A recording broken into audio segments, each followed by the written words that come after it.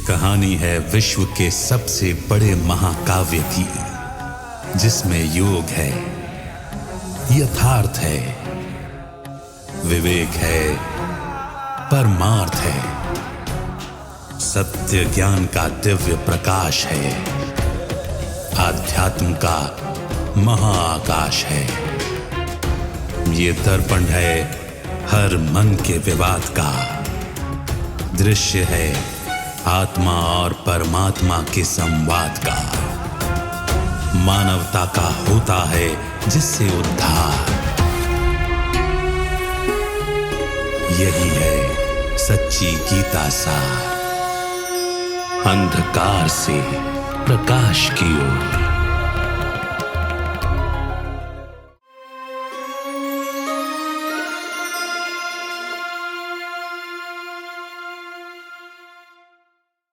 नमस्कार। अंधकार से प्रकाश की ओर सच्ची गीता सार इस कार्यक्रम में आप सभी का स्वागत है। गीता को स्पष्टता से समझने के हर एक प्रयास में हम नई नई चीजें खोजते जा रहे हैं। ये नया हमें इसलिए लग रहा है क्योंकि कभी हमने इस पर चिंतन ही नहीं किया, कभी इसको सही तरीके से समझने का प्रयास ही नहीं किया। कभी कभार वो समझ होते हुए भी लाइफ में प्रैक्टिकली अप्लाई करने की कोशिश नहीं की, और इसकी वजह से सूत और मूंझता चला गया। हम और ही ज़्यादा कंफ्यूज्ड होते गए। ज्ञान जो हमें स्पष्टता देता है, उस स्पष्टता से हम विपरीत दिशा में जाते गए। इसका कारण सिर्फ ये है कि हम चीज़ों को जब समझे भी तो उस चीज़ों को प्रैक्टिकली किया नहीं। आज हमारे साथ स्टूडियो में ब्रह्मा कुमार ब्रजमोहन भाई हैं। भाई साहब, आपका स्वागत है। ओम शांति। चर्चा करने के लिए कितनी रोचक विषय हैं। गीता में एक और चीज जो हम अक्सर देखने को मिलता है कि जब हम स्पष्टता से पढ़ने की कोशिश करते हैं, एक तो आत्मा का परिचय है, दूसरा परमात्मा का परिचय है, तीसरा कर्म के बारे में बताया जाता है कि ये दुनिया कर्म क्षेत्र है और उस पर कर्म करना है। उसके ऊपर बहुत सारी चीजें लिखी गई है कि भाई तुम्हें कर्म करना है, फल की चिंता नहीं करनी। मगर ये सब लिखे होने के बावजूद भी मनुष्य परमात्मा को बुलाते हैं, आवाज लगाते हैं, प्रार्थनाओं में कहते हैं हे प्रभु दर्शन दो, ये कहते हैं। दूसरी जगह परमात्मा से ये कहा जाता है कि परमात्मा तुम हमें दुखों से छुड़ाओ, ये कहा जाता है। जबकि गीता कह रही है कि भाई जो कर्म है उसका फल मिलेगा ही तुमको, और हम परमात्मा से कह रहे हैं कि भाई तुम दुखों से छुड़ाओ। तीसरी जगह कुछ लोग परमात्मा से ये कहते हैं कि भाई तुम हमें मुक्ति दे दो ताकि हमें जन्म मरण के चक्र में ही नहीं आना पड़े। ऐसे में समझ में नहीं आता है कि गीता तो जो बात कह रही है, मगर यहाँ पर हम कुछ और ही चीजें मांगते जा रहे हैं। देखिए, ये जो शिव के मंदिर हैं भारत में, अलग अंदर शिव की ही प्रतिमा है, लेकिन उसके अलग अलग नाम हैं। और वो जो नाम है कर्तव्यवाचक हैं। अर्थात परमात्मा ने जो कुछ किया उसके यादगार में उसका नाम दिया गया है। आप देखेंगे जैसे कश्मीर में अमरनाथ है। परमात्मा ने हमें ज्ञान दिया, जो हम प्रेयर करते रहते थे, हे भगवान हमें अंधकार से प्रकाश की ओर ले जाओ। उसका लास्ट ये था, हमें मृत्यु से अमरत्व की ओर ले जाओ। हर व्यक्ति मौत से डरता है, वो चाहता है कि भगवान मुझे अमर कर दे, बस मैं मरूं ही ना। इस अर्थ से अमरत्व कहते थे। अमर तो क्या होता है, अमर कैसे बनता है, तुम हो ही अमर, तुम्हें भूला हुआ है, ये सारा गीता बताती है। और उसका यादगार उन्होंने मंदिर शिव का ही बनाया, नाम उसका रखा अमरनाथ। अच्छा, इसी प्रकार से आप देखेंगे विश्वनाथ के सारे विश्व की बादशाही लक्ष्मी नारायण बना के देने वाला। साउथ इंडिया में चले जाए तो रामेश्वरम, ये राम जैसे देवताओं का भी ईश्वर है। गोपेश्वर मथुरा में है। सोमनाथ है कि सोम रस पिलाया गया आत्माओं को। अच्छा, नाम रूप का भी मंदिर है आसाम की तरफ। अर्थात परमात्मा परमात्मा तो है, लेकिन उसका नाम भी है, कोई रूप भी है। हमारे जैसा नहीं है, लेकिन कोई सी भी एंटिटी होती है तो उसका कुछ रूप तो होता है, कुछ उसका गुण तो होता है। इसी प्रकार से एक मशहूर मंदिर है जिसका नाम है महाकाल। हम्म, अब सोचिए, शिव और महाकाल, तो ये भी हमें पता होना चाहिए कि भाई शिव का महाकाल से क्या कनेक्शन है, वो महाकाल कैसे है, किस रूप में है। एक तरफ हम कह रहे हैं अमर बना दे ताकि हमारी मृत्यु ही ना हो, हम तो मृत्यु से डरते हैं।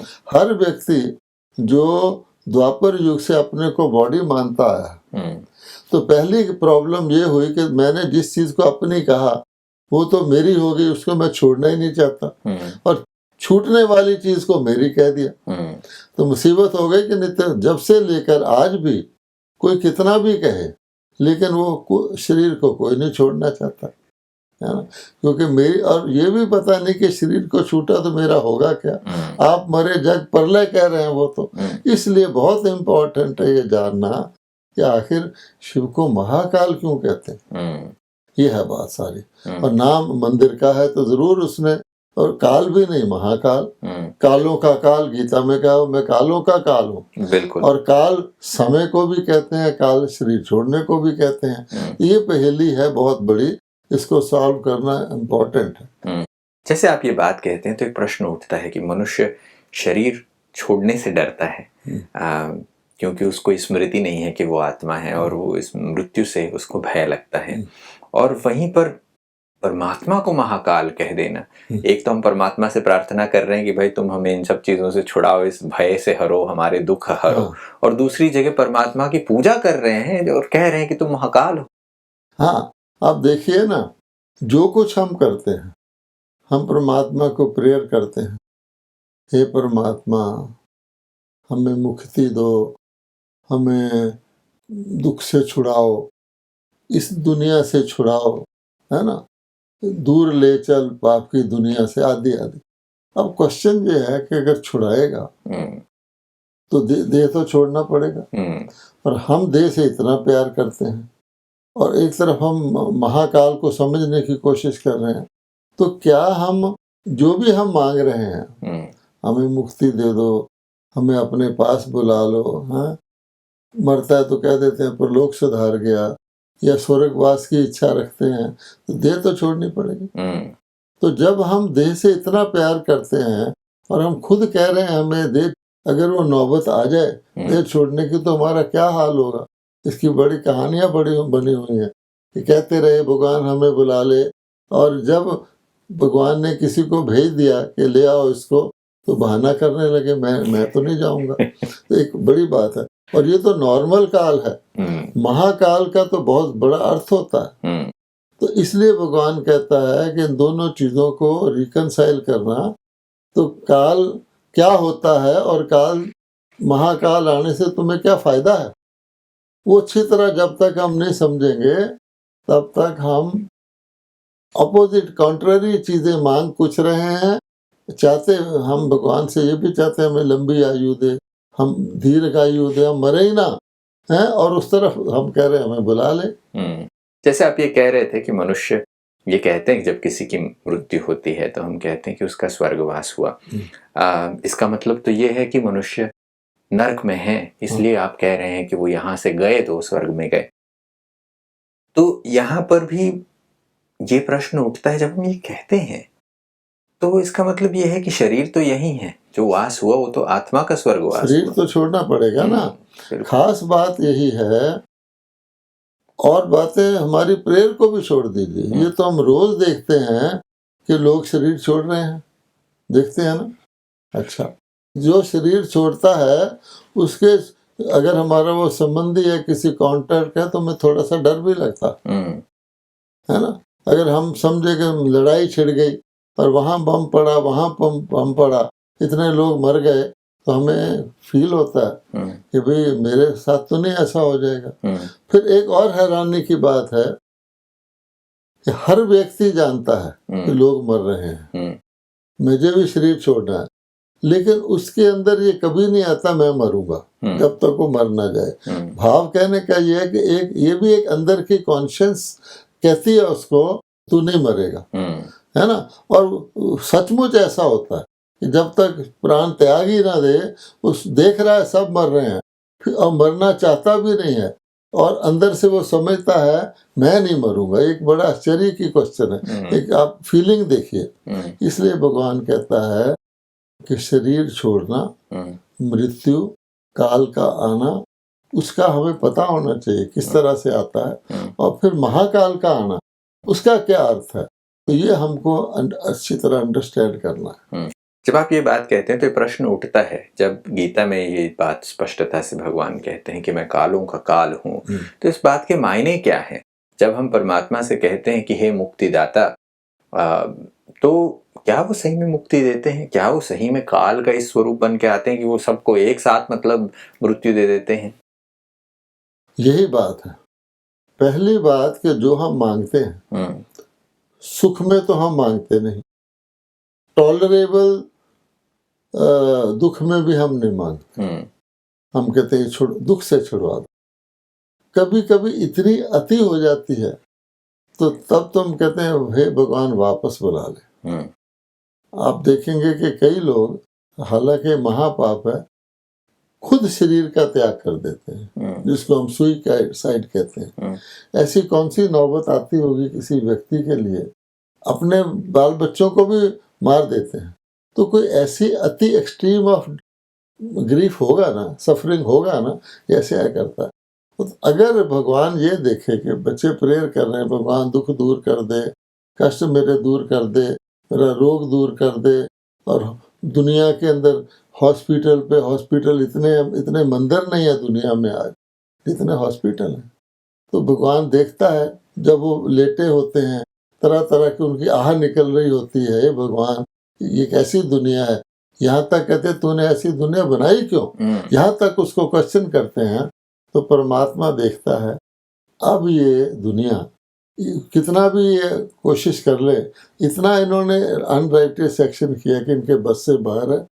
सुख तो नाम मात्र है, जन्म से मरण तक ये दुखी होते रहते, बीच में थोड़ी बहुत सुख, वो भी टेम्परेरी किसी चीज का नकली मिल जाता। तो फिर भगवान से कहता है कि इतने मेरे दुखी आत्माएं हैं, मैंने तो जो दुनिया बनाई थी उसका तो अपोजिट हो गया।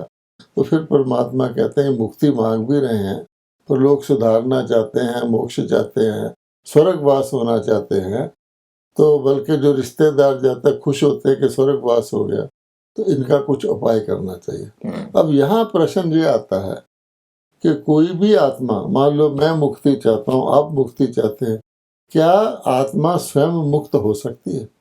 अब लॉ ऑफ कर्मा ये कहता है कि आपने बॉडी ले ली, आप अच्छे करेंगे या बुरे करेंगे, अच्छे का भी फल बॉडी के थ्रू भोगना, बुरे का भी भोगना है, और आप इतने कर्म कर चुके हैं कि इसका फल भोगने के लिए आपको बॉडी लेनी पड़ेगी। भगवान ने ये तो क्लियर कर दिया, तुम जानवर आदि नहीं बनते, लेनी इसको बॉडी से मैं मुक्त कैसे हूँ? भगवान को कहने से थोड़ी हो जाऊंगा, वो भी तो मेरा अकाउंट देखेगा ना। तो सारे के सारे मुक्त हो ही नहीं सकते। तो तब भगवान कहता है कि अपने हिसाब से तो मुक्त नहीं हो सकते, उनके कैरी ओवर बहुत है, अकाउंट बहुत है, इसलिए मुझे उनको मुक्ति देनी पड़ती है। अच्छा, नॉर्मली तो हम पुनर्जन्म लेते हैं, अपने समय के बाद अगला शरीर ले लेते हैं, वो तो मृत्यु एक बॉडी चेंज है। लेकिन सचमुच मुक्ति होना, इसलिए भगवान कहता है कि इसका कनेक्शन गीता के भगवान से है, और गीता के भगवान का ही मंदिर महाकाल का बना हुआ। काल का बन जाता नहीं, महाकाल वो कोई यमदूत नहीं है, कोई धर्मराज नहीं है, वो इंडिविजुअल है। महाकाल सारी दुनिया की समाप्ति का। और अगर आप गीता को लिंक करेंगे तो महाभारत में क्या दिखाया गया कि ऐसा विनाशकारी युद्ध हुआ, सबकी मृत्यु हो गई, कोई बचा ही नहीं, ये बताया जाता है।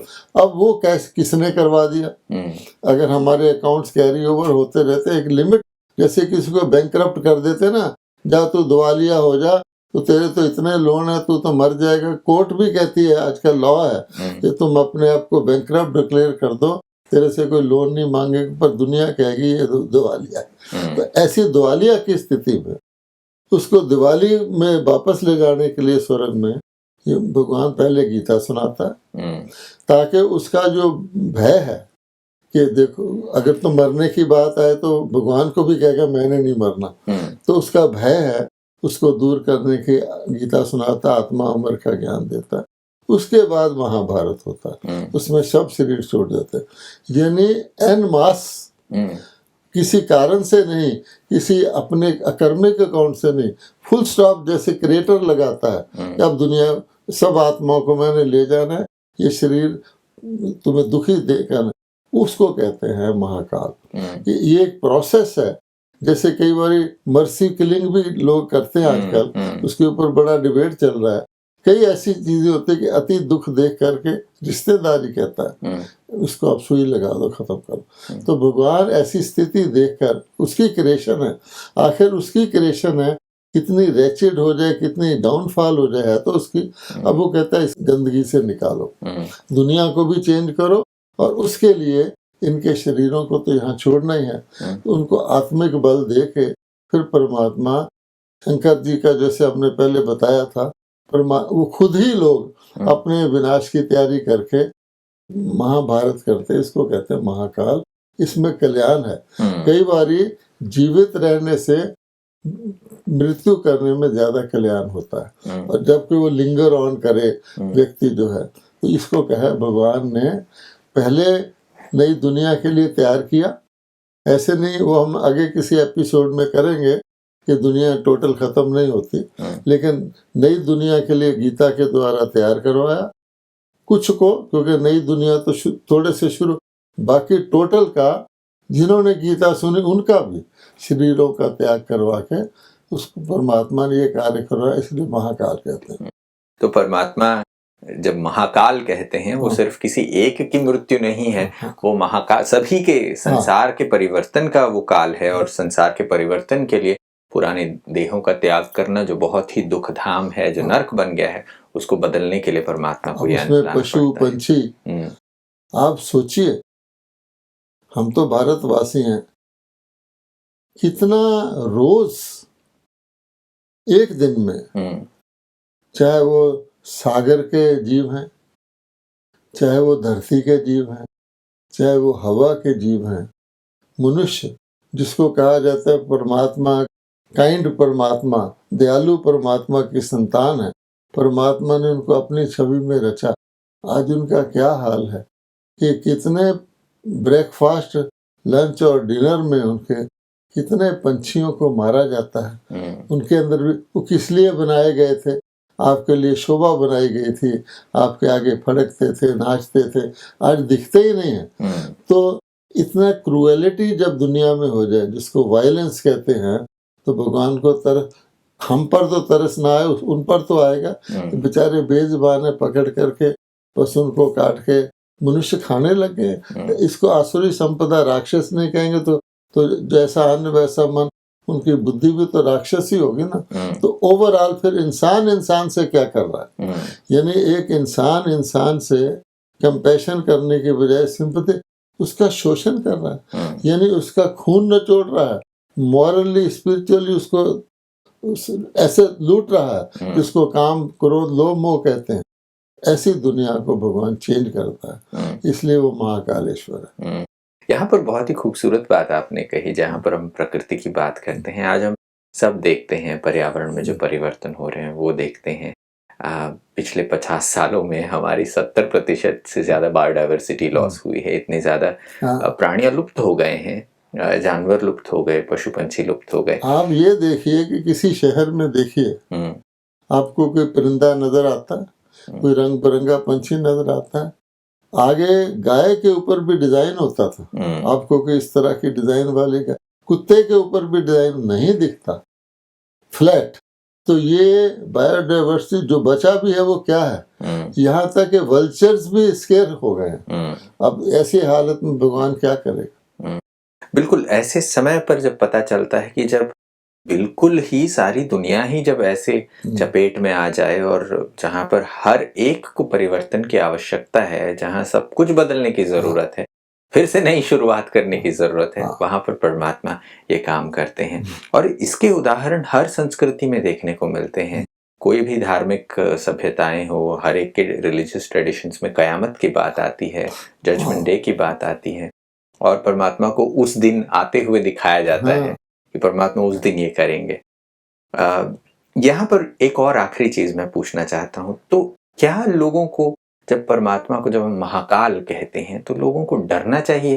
क्योंकि एक तरीके से तो हम ही बुला रहे हैं, हम कहते हैं कि भगवान हमें मुक्ति दो, इन सब चीज़ों से छुड़ाओ, ये दुनिया अब रहने लायक नहीं है। तो फिर भी अब ऐसे समय पर बुलाने के बावजूद अब हमें क्या करना चाहिए? महाकाल कहते बहुत सारे लोग डर जाते हैं, अरे भगवान इतना विकराल रूप धरेगा। देखिए, पहली बात तो ये है, जिनको परमात्मा परिचय देता है कि मैं अमरनाथ कैसे हूँ, मैं विश्वनाथ कैसे हूँ, मैं महाकाल कैसे हूँ, उनको तो अच्छी समझ में आ जाता है कि बहुत बड़ी ब्लेसिंग परमात्मा हम पे कर रहा है। अगर वो ऐसे मौके में इंटरवीन ना करे तो क्या दुनिया में, मतलब अभी भी लोग कहते हैं हम जीवन घसीट रहे हैं, कैरिंग ऑन, बस चिल्ला रहे हैं या चला रहे हैं, तो ये उनको तो समझ में आ जाता है कि हर एक के हित में है कि जो जिस तरह का अब जीवन रह ही क्या गया है। एक तो स्वर्ग में तो आयु भी लंबी थी, लेकिन यहाँ जीवन का पर्पस क्या रह गया? घड़ियां हमने बहुत बना ली हैं, लेकिन उस टाइम का मूल्य क्या रह गया, उसमें सार ग्रेस क्या रह गया, वो तो जानते हैं। बाकियों को ये मालूम नहीं है कि ये दिन आने वाला है। वो अभी भी, ऐसे भी लोग होते हैं जिसको मौत के सौदागर कहते हैं। आपने कई बार देखा होगा, प्लेन क्रैश हो गया, आएंगे तो लोगों की घड़ियां सामान लूटेंगे, उनको कोई हमदर्दी नहीं कि ये व्यक्ति तड़प रहा है, ऐसा है। तो ऐसी दुनिया जब हो जाती है तो उसमें उन लोगों को ये गुप्त रहता है कि भगवान इसके पीछे है। वो ये देखते हैं, वो खुद ही उनके अपने ही लोग जो है अस्त्र शस्त्र तैयार करते हैं। ये मिसाइल्स, जो एटॉमिक मिसाइल्स हैं, कितने भयंकर है, खुद ही बनाने वाले डर रहे हैं। एक उसका किसी पुराना सीन भी कोई देख ले तो लोग कहते हैं इंसान कभी ऐसी गलती नहीं जिंदगी में करना, और वो करे जा रहे हैं। तो इसलिए कहा जाता है कि बुराई अपना विनाश खुद कर लेती है। आप देखेंगे, अब किसी के अंदर कोई बीमारी आ गई, टीबी आ गया, कैंसर आ गया, उसी से वो मर जाता है, तो डॉक्टर थोड़ी उसको मारता है। तो इस प्रकार से वो तैयारी है, तो उनको तो पता भी नहीं लगना। भगवान सिर्फ इतना करता है कि आखिर मेरे बच्चे हैं, तड़प तड़प के ना मरे। तो ये जो विनाश का तरीका भी है, आप सोचिए कहीं 2-4 हज़ार 1 लाख व्यक्ति मर जाए तो लोगों के अंदर जो जी रहे हैं त्राही माम हो जाते, तो उनको उनकी लाशें दिखाएं, उनका खाना नहीं खाते हो। तो अगर इतनी सारी 800 करोड़ आत्माओं को और प्लस सारे पशुओं को, पंछियों को परिवर्तन करना है तो कितना बड़ा कार्य है। और वहाँ कोई हॉस्पिटल जाने की बात नहीं, किसी के कब्रिस्तान ले जाने।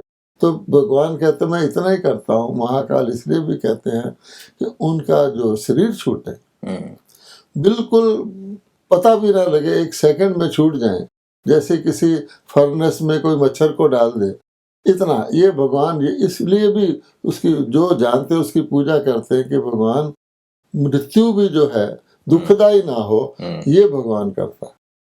बिल्कुल। आज वक्त देखकर हमें यही बातचीत को रोकना पड़ेगा, और बहुत ही खूबसूरती से हमने समझा कि गीता का भगवान ही महाकाल है।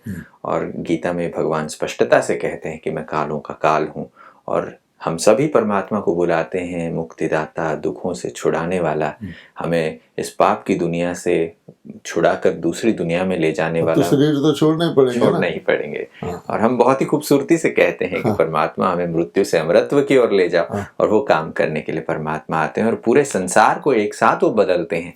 इसलिए उन्हें सिर्फ काल नहीं मगर महाकाल कहते हैं।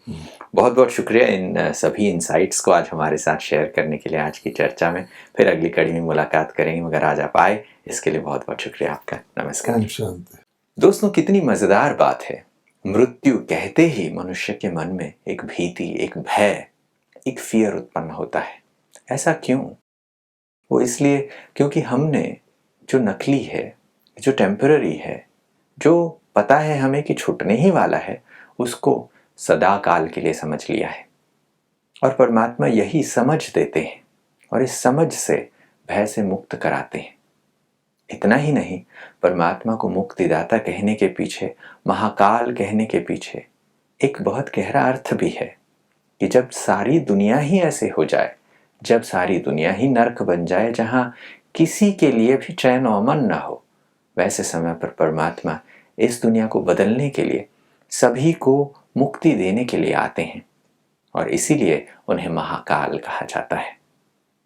आशा करते हैं आपके लिए भी आज की कड़ी में कुछ नई बातें रही होंगी। अगली कड़ी में फिर मुलाकात करेंगे। तब तक के लिए नमस्कार।